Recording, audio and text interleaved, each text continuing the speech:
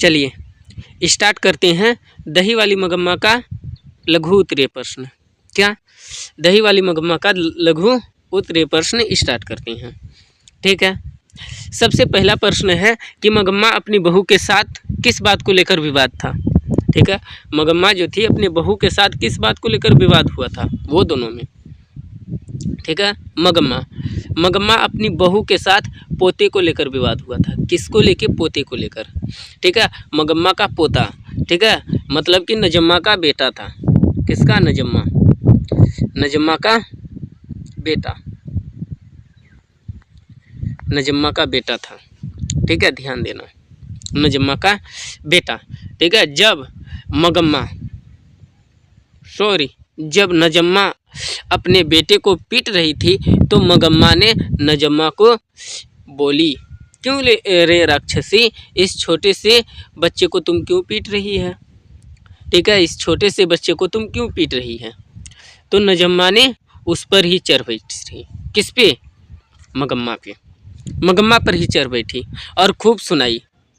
इसी बात पर मगम्मा ने नजम्मा को भी कह दिया, आने दे तेरे घर वाले को, बताती हूँ। इसी बात पर ये दोनों में विवाद हो गया। किसको लेके? पोते को पीट रही थी। किसकी? मगम्मा के पोते को उसकी बहू पीट रही थी। तो ये देख ली, इसको देखे हुए बर्दाश्त नहीं हुआ, ये बोल दी, क्यों रे राक्षसी, छोटे से बच्चे को क्यों पीट रही है। ठीक है, इस छोटे से बच्चे को क्यों पीट रही है। तो उसने क्या कहा, वो जवाब भी नहीं दी कि किस लिए पीट रही है, क्या गलती है क्या नहीं। वो उल्टा ही किस पे? मगम्मा पे चढ़ बैठी। कौन? नजम्मा मगम्मा पे उल्टा ही चढ़ बैठी और बोलने लगी। ठीक है, इसी बात पे क्या हुआ कि वो भी मगम्मा भी बोल दी कि आने दे तेरे घर वाले को, मतलब अपने बेटे को। मगम्मा अपने बेटे को बोलती थी कि अपने बेटे को आने दे, मतलब उसके घर वाले न हुए, तो बोली आने दे तेरे घर वाले को, तब मैं बताती हूँ। इसी बात को लेकर दोनों में विवाद खड़ा हो गया। ठीक है, चलिए आगे सुनाते हैं दूसरा प्रश्न। ठीक है, दूसरा प्रश्न है कि रंगप्पा कौन था और वह मगम्मा से क्या चाहता था। क्या रंगप्पा कौन था और मगम्मा से क्या चाहता था जी। ठीक है, रंगप्पा एक तरफ से माना जाए तो ये जुआरी था। ठीक है, रंगप्पा जो था वो क्या था? एक जुआरी था, समझना, ये क्या था? एक जुआरी था। और मगम्मा से क्या? पैसा मांगता था। ये मगम्मा से क्या करता था? पैसा मांगता था। वह पैसा मांगता था, कहता था मुझे कुछ कर्ज दे दो। ठीक है, कुछ कर्ज में पैसे दे दो। ठीक है, रागी बेचने के बाद, ठीक है, मैं दे दूंगा। क्या चीज़? रागी बेचने के बाद मैं दे दूंगा। ध्यान से समझना।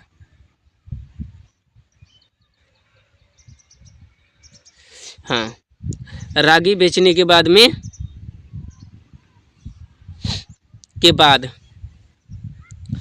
लौटा दूंगा। ठीक है, मगम्मा देने को राजी नहीं थी। मगम्मा रंगप्पा को देने के लिए राजी नहीं थी कर्ज में पैसा। मगम्मा को यह भी कहता था कि तुम अच्छी लगती हो। वह क्या करता था? एक तरफ से मगम्मा पे आंख भी गड़ाए रखा था और वह उनको परेशान करता ही रहता था। ये बात था। ये क्या करता था? एक थोड़ी सी कहानी यहाँ से हम लेते हैं। ये रंगप्पा जो था उस गांव का जुआरी आदमी था। ठीक है, अब वो क्या करता था कि उसे पता लग गया था, क्या चीज़? कि ये इसके बेटे में और इसमें विवाद हुआ है, झगड़ा हुआ है। तो वो ये इस चीज़ का फ़ायदा उठाता था कि इसके पास पैसा होगा, हम इससे पैसा ले लेंगे और हम अपना कार्य करेंगे। अब कभी कभी वो मगम्मा पे नज़र भी गड़ाए रखा था। ये बात था। वो कभी एक कुआं के पास वो मिलता था, रास्ते में अमराई का कुआं था। याद रखना, क्या कुआं था। कुएं के पास रोज़ वो मिलता और वो कहता, ठीक है, कि तुम कर्ज में मुझे पैसे दे दो कुछ उधार, मैं रागी बेचते ही लौटा दूंगा। ये बात याद रखना, वो रागी बेचता था। रंगप्पा जो था रागी का कार्य करता था। ठीक है, यही बात कहता था। अब वो क्या ये माँ से बोली कि माँ जी ऐसे ऐसे बात है और मैं ये पैसा रखना चाहता हूँ। एक चीज़ और भी पूछ सकता है कि वो पैसे मगम्मा कहाँ रखना चाहती थी? माँ जी के पास, माँ जी के बैंक के खाते में, बैंक खाते में वो रखना चाहती थी कि हमें मिलना चाहिए तो बैंक खाते में हम रख लेंगे। ये समझ में आए? तो चलिए, इतना तक समझ में आ गया, बहुत अच्छी वाली बात है। चलिए अगला प्रश्न को उठाते हैं। अगला प्रश्न क्या है इसको देखते हैं।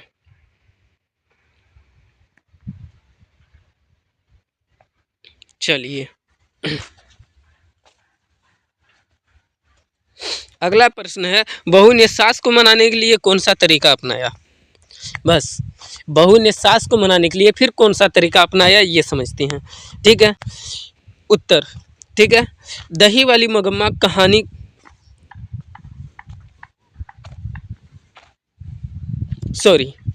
बहू ने सास को मनाने के लिए अपने बेटे को भेजा। किसको? अपने बेटे को। बहू अपने बेटे को भेज दी सास को मनाने के लिए, अपने बेटे को भेज दी। बोली तू जा अपनी दादी के पास, दादी तेरे लिए क्या मिठाई लाती है। ठीक है, लाएगी।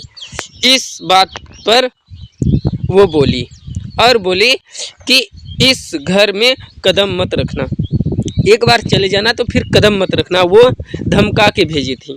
ठीक है, और नजम्मा ने अपने बेटे को सिखा पढ़ाकर क्या किया? भेज दिया। और बेटे जाकर जिद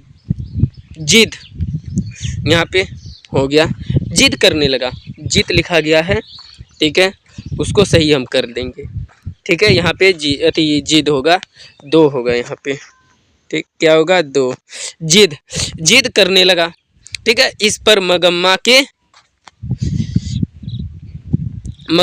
पास बहू भी जा कर के क्या कर ली? माफ़ी मांग ली। उसकी बहू जो थी, मगम्मा की बहू और बेटे दोनों जाकर के क्या कर लिए? माफ़ी मांग लिए। और वहाँ के जो बड़े बुजुर्ग थे वो भी उनको समझाएं। इसके साथ ही मगम्मा भी रहने लगी, सभी का बात समझी, सभी का बात सुनी और मगम्मा क्या करने लगी? सभी के साथ रहने लगी। और वो सास को मनाने के लिए कौन सा तरीका अपनाया था? अपने बेटे को भेजी थी, सिखा पढ़ा के उसको भेज दी कि तू जा। ठीक है, यहाँ से हमें एक भी चीज़ पता लगता है, क्यों सिखा पढ़ा के भेजी थी? क्योंकि इसे पता लग गया था, ठीक है, कि रंगप्पा को पैसा देने के लिए राजी हो गई थी ये। इसके कारण बहू ने क्या कर ली? अपनी सास को मना ली कि नहीं, ये घर का मैटर घर में ही रह जाए। हर समय तो होता है कि घर की कहानी में सबसे ज़्यादा होता है क्या? कि बाहरी अत्यधिक हाथ होता है, बाहरी इंसान का अत्यधिक हाथ होता है। ठीक है, तो इसलिए बहू ने भी समझी कि सास को मना ही लेना काफ़ी ठीक होगा, नहीं तो और भी अमला फैला होगा और भी घर बर्बाद होगा। इसके लिए ये क्या कर ली? सास को मना ली। ठीक है, इतना तक समझ में आया। अब अगले हम चलते हैं कि इस कहानी का कथावाचक कौन है और इसका परिचय या तो आशय स्पष्ट करते हैं कि वो हैं कौन। ठीक है, इस कहानी को लिखे कौन है और उनकी कहानी क्या है, हम इसको समझते हैं। ठीक है, दही वाली मगम्मा कहानी। ठीक है, दही वाली मगम्मा कहानी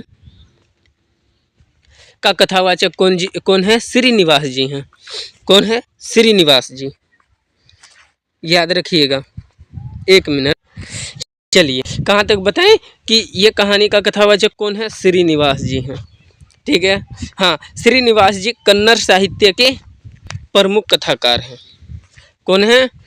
ये श्रीनिवास जी कन्नड़ साहित्य के प्रमुख कथाकार ये रहे। इनका जन्म 6 जून 1891 ईस्वी में हुआ था। इनका जन्म 6 जून 1891 ईस्वी में हुआ था। कहाँ? कोल्हार, कर्नाटक में। और एक चीज़ और इसमें है कि श्रीनिवास जी का पूरा नाम था एस रंगराजन। सॉरी,